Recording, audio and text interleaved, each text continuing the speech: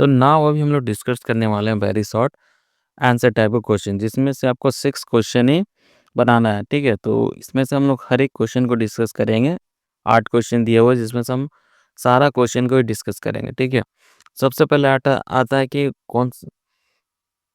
Very short, इसमें सबसे पहला क्वेश्चन है, what is the PL appropriation account? तो पीएल एप्रोप्रिएशन अकाउंट होता क्या है, ठीक है? तो profit and loss appropriation account is an important part of the company financial statement. This account gives information about the how company net income is allotted. The account show the distribution of profit among the stakeholders such as the partners or shareholder of the company. The PL appropriation account से हमको क्या पता चलता है कि partners को कितना profit मिलेगा, ठीक है? तो इससे हमको एक्यूरेट इन्फॉर्मेशन मिलता है, ठीक है? साथ में कंपनी को कितना अर्न हुआ ये भी पता चलता है, ठीक है?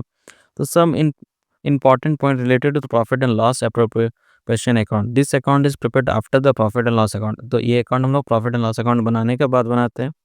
In this account all adjustment related to the partner salary commission interest on capital interest on drawing are made. तो यानी कि पार्टनर से जो भी रिलेटेड इन्फॉर्मेशन है सारा कुछ इसको यहाँ पर ही कैलकुलेट करते हैं, ठीक है? This account show the net profit or loss of the company has been dealt with. ये अकाउंट नेट प्रॉफिट और नेट लॉस को भी शो करता है, ठीक है? तो मैंने इस क्वेश्चन का हिंदी में भी सॉल्यूशन लिख दिया, तो जिसको भी पढ़ना होगा तो उसको वीडियो को पॉज़ करके पढ़ सकते हैं, ठीक है?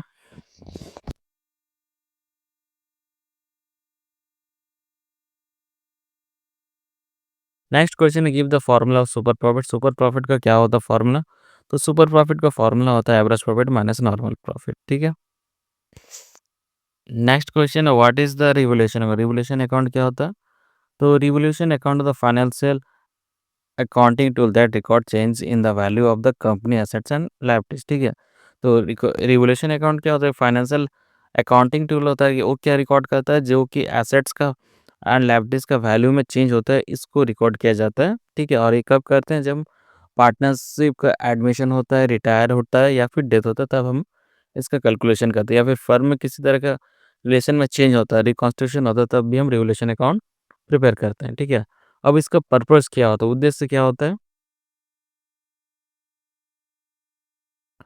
To reflect the current market value of the company assets in its balance sheet, ठीक है? किसी भी कंपनी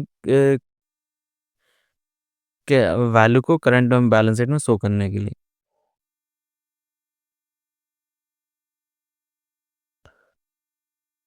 नेक्स्ट क्वेश्चन है, state any one circumstance under the which partners is deemed to be have been dissolved. Then कोई ऐसा कोई एक condition बताने बोला था जिसमें जिसके कारण पार्टनरशिप डिसॉल्व हो जाता है, ठीक है? तो मैंने एक ही कंडीशन बोला था, मैंने आपको 3-4 कंडीशन लिखे थे जिससे आपको कोई भी एक कंडीशन ईज़िली याद रह सके, ठीक है? अदरवाइज़ अगर आपको लॉन्ग क्वेश्चन में भी आता है तो आप इसका सॉल्यूशन उसमें आराम है, इसका सॉल्यूशन आप आराम से लिख सकते हैं, ठीक है? तो पार्टनर्स में B dissolve in the following cases. पहले ऑन रिटायरमेंट, जब कोई पार्टनर रिटायरमेंट हो जाता है तब भी डिसॉल्व हो जाता है. इन द केस अगर कोई पार्टनर डेथ कर जाता है तो भी डिसॉल्व हो जाता है. On declaration of the insolvency, अगर कोई पार्टनर इंसॉल्वेंट यानी कि पैसा नहीं है उसके पास तो भी पार्टनर डिसॉल्व हो जाता है. In case of the incapacity, अगर पार्टनर पास कैपेसिटी नहीं है फर्म को चलाने के लिए तो भी, ठीक है, डिसॉल्व हो जाता है. On completion of the undertaking of for which the partner, और जो मतलब पर्पज़ के लिए पार्टनरशिप बनाए तो वो कंप्लीट हो जाने पर पार्टनर्स को डिसॉल्व कर दिया जाता है, ठीक है? What do you mean by share? तो शेयर का मतलब, शेयर क्या होता है कि कैपिटल के छोटे-छोटे रूप में हम डिस्ट्रीब्यूट करके रखते हैं, उसको हम शेयर बोलते हैं, ठीक है? तो वही लिखा गया, the capital of the company is divided into share, each share form a unit of ownership of the company and offered for sale so as to raise capital for the company, ठीक है? तो company के जो maximum capital उसको share में convert करके रखा रखा जाता है, और जो भी शेयर होता है, एक-एक शेयर कंपनी का ऑनर का ऑनर का ही होता है, यानी कि इक्विटी शेयर होता है, और इनको बेच के कंपनी के लिए कैश कैश कलेक्ट करने का काम कर सकते हैं, ठीक है? What is the mean by redemption of debenture? Redemption of debenture का मतलब क्या होता है? Redemption of debenture mean that the company pay the amount of the debenture to its debenture holder. तो इसका मतलब होता है कंपनी अपने डिबेंचर होल्डर को अमाउंट पे करता है जो मतलब कि कंपनी लेके रखा होता है लॉन्ग टर्म के लिए, ठीक है? After the redeeming the debenture, the company is liability toward the debenture in to redeem the debenture, the company can use several method.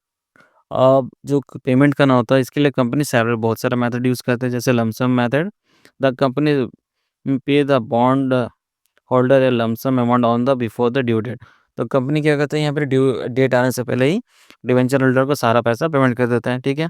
Payment in instalment यहाँ पे क्या कहते हैं कि कंपनी जो भी पैसा है उसको इंस्टॉलमेंट के ज़रिए डिबेंचर होल्डर को पे करते हैं, ठीक है? और इसका सिलेक्शन वो कैसे करता है? लॉटरी के ज़रिए करता है, किसको इंस्टॉलमेंट के ज़रिए पेमेंट करेंगे, ठीक है? Buying debenture in the open market, the company by its own debenture through the stock exchange and cancel them. और इसके अलावा कंपनी क्या करता है कि अपनी डिवेंचर को बाय करता है ओपन मार्केट में और कैंसिल भी कर देते हैं, ठीक है?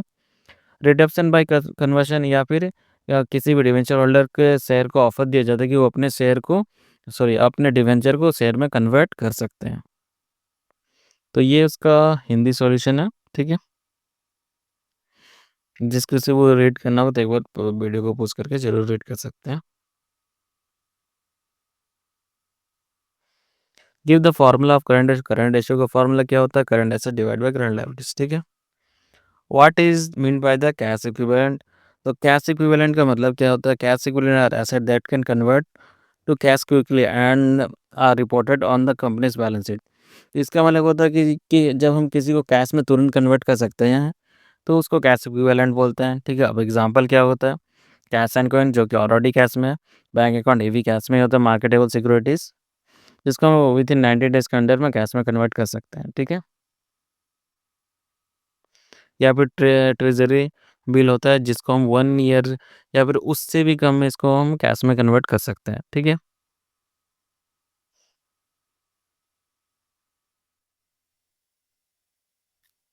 तो ये था आपका वेरी शॉर्ट क्वेश्चन, ठीक है? 8 क्वेश्चन जिसमें मैंने ऑटो के बारे में डिस्कस किया, तो आई होप आप लोगों को समझ में आ गया होगा, ठीक है? इसके बाद हम लोग जाएँगे शॉर्ट शॉर्ट क्वेश्चंस में, ठीक है? और उसके बारे में डिस्कशन